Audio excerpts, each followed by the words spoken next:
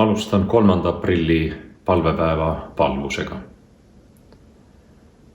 Issand, ava mu huuled, et mu suu kuulutaks sinu kiidetavust.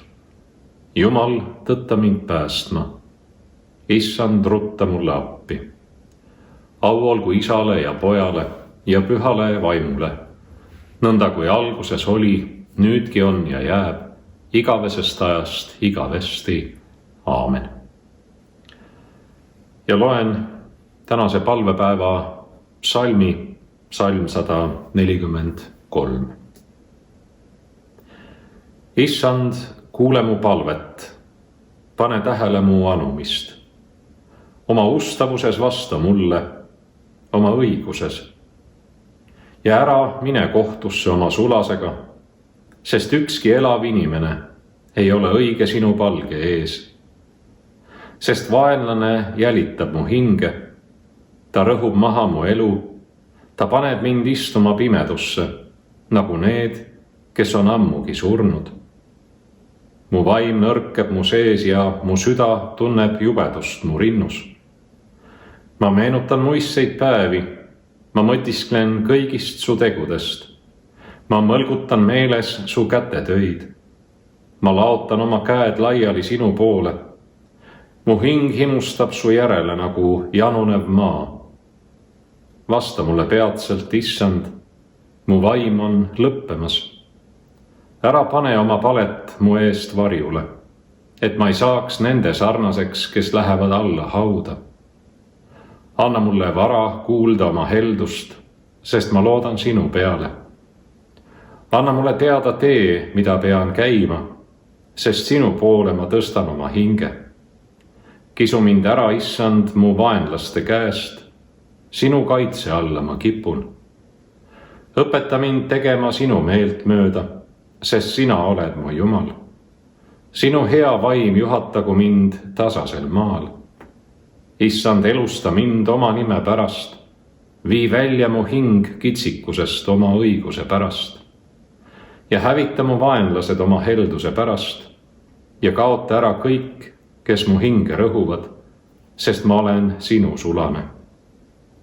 Au olgu Isale ja Pojale ja Pühale Vaimule, nõnda kui alguses oli, nüüdki on ja jääb, igavesest ajast igavesti. Aamen. Ja tänane Vana Testamendi lugemine on prohvet Jeremiia raamatu 17. peatükist salmid 14–17. Tee mind terveks, Issand, siis ma saan terveks. Aita mind, siis ma saan abi, sest sina oled mu kiitus. Vaata, nad ütlevad mulle, kus on Issanda sõna, mingu see ometi täide. Ma ei ole põiganud järgnemast sulle, karjasele, ega ole soovinud õnnetuse päeva. Sa tead, et mis mu huultelt on välja tulnud, see on sinu palge ees. Ära ole mulle hirmutuseks, sina, mu varjupaik kurjal ajal. See on Jumala sõna. Tänu olgu Jumalale. Ja tänane Uue Testamendi lugemine on Johannese ilmutuse raamatust 3. peatükist salmid 14–22. Ja Laodikeia koguduse inglele kirjuta. Nõnda ütleb Aamen, ustav ja tõeline tunnistaja, Jumala loomise algus.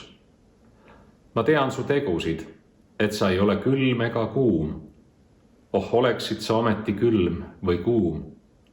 Aga nüüd, et sa oled leige ja mitte külm ega kuum, sülitan ma su välja oma suust.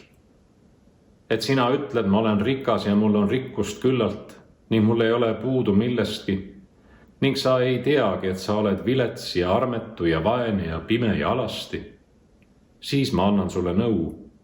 Osta minu käest tules proovitud kulda, et sa saaksid rikkaks ning valgeid rõivaid, et end nendega riietada. Ja et ei saaks avalikuks sinu alastioleku häbi ning silmasalvi võida silmi, et sa näeksid.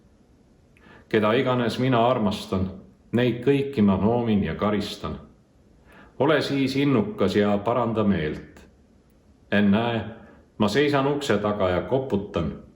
Kui keegi kuuleb mu häält ja avab ukse, siis ma tulen tema juurde ning söön õhtust temaga ja tema minuga. Kes võidab, sellel ma lasen istuda koos minuga mu troonile, nagu minagi olen võitnud ning istunud oma isaga tema troonile. Kellel kõrv on, see kuulgu, mida vaim ütleb kogudustele. See on Jumala sõna. Tänu olgu Jumalale. Ja tänase palvepäeva evangeeliumi kirjakoht on Johannese evangeeliumi 3. peatükist, salmid 16 ja 17.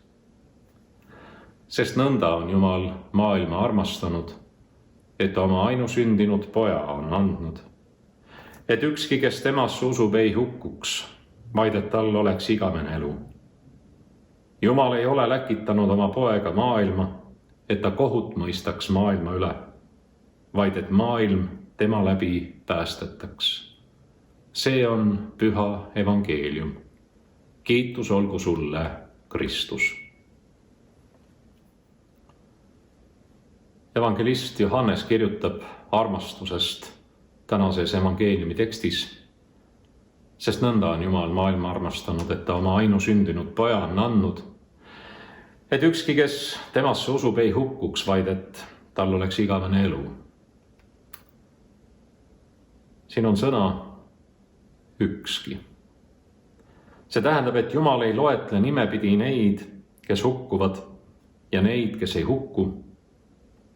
Jumal tahab, et ükski ei hukkuks, vaid et tal oleks igavene elu. Ja see ongi piirideta armastus. Jumal ei armasta statistikat samal kombel, nagu inimene armastab. Kui algab statistika, lõpeb inimlik mõõde.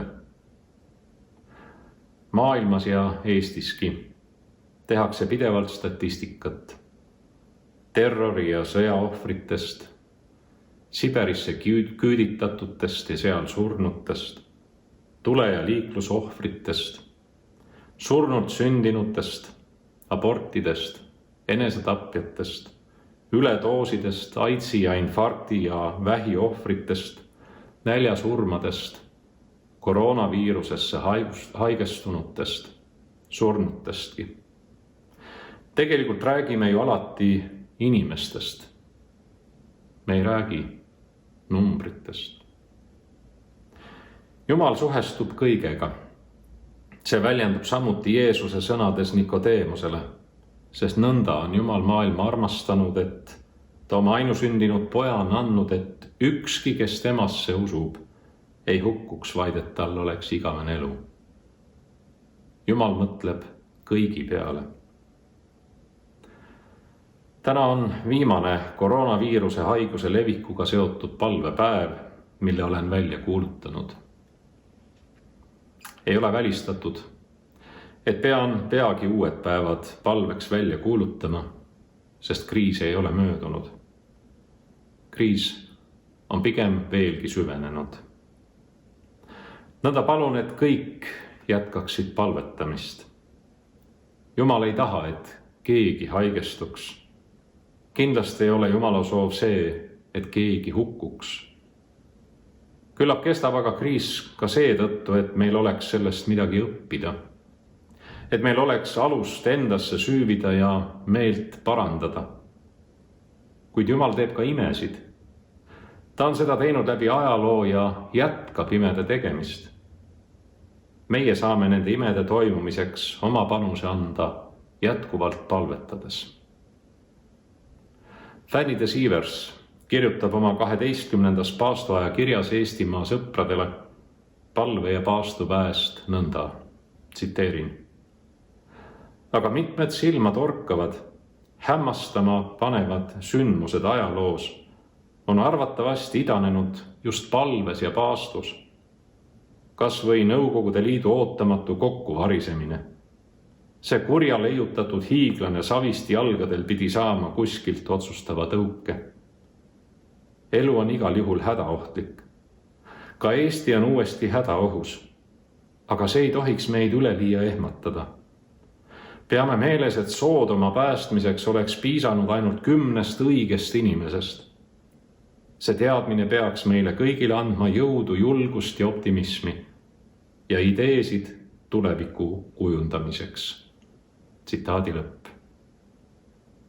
Jätkame palvetamist. Jätkame palvetamist, et see kriis mööduks. Aga jätkame ka meele parandamist, et oleks vähemalt 10 õiget, kelle pärast Jumal jätab meid nuhtlemata ja päästab meid meie pattudest, meie süüst. Aitab meid vabaneda ka viirusest, mis on kõikjal levimas. Meie palvetame. Issand, me palvetame, et meie kõigi eest kannatanud ja ristil surnud Issand Jeesus Kristus annaks andeks meile, patu kahetsejatele ja meele parandajatele meie eksimused ja meiegi patud. Me palvetame, et Jumal halastaks patuse maailma peale, et tema ise näitaks meile valgust koroonaviiruse levikuga kaasnenud ülemaailmsest kriisist välja tulemiseks. Me palume, Issand, kõigi viiruse tõttu igavikku lahkunud inimeste hingede pärast. Ole sina see, kes neid valgustab seal, kus ajalik päike ei paista. Me palume sinult tervenemist kõigile, kes on haigestunud. Sina oled arst, kes on lubanud aidata kõiki, kes sinu poole pöörduvad ja sinu nimel abi paluvad. Me palume õnnistust aga ka arstidele ja meditsiinipersonalile, kõigile, kes praegu haigeid ravivad üle maailma, aga ka siin Eestis, kõigile, kes hoolitsevad ja hoolivad ligimesest.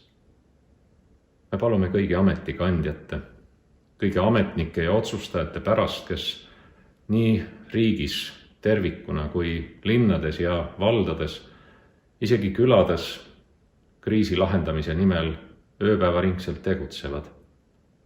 Me palume, et sina ise, Issand, annaks neile kannatlikku ja tasakaalukat tarka meelt, astuda õigeid samme, teha õigeid otsuseid.